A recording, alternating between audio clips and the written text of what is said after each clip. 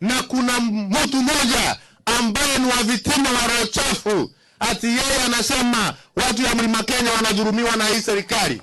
Mimi ni mmoja wale ambaye ametoka kwa hiyo Mlima Kenya, na nataka nimwambie nikiwa kona hii ya mlima, tuliunda hii serikali tukiwa kitu moja, hatutotoka kwa hii serikali.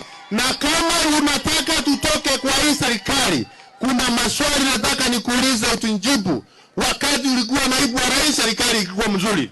Kwa sasa tuko na naibu wa rais anaitwa Profesa Kithure Kindiki, ambaye pia anatoka kwa hiyo Mlima Kenya.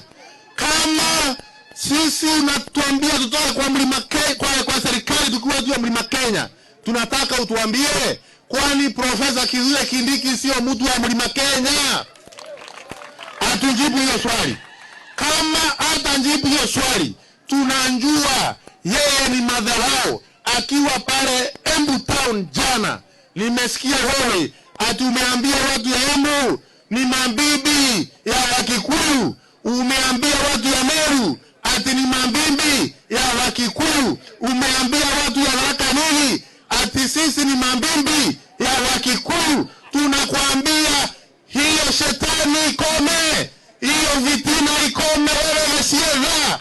Sisi si mabibi ya mtu yoyote. Sisi ni watu ya Kenya, sisi ni watu ya Mlima Kenya, na tumeamua kukaa ndani ya hii serikali.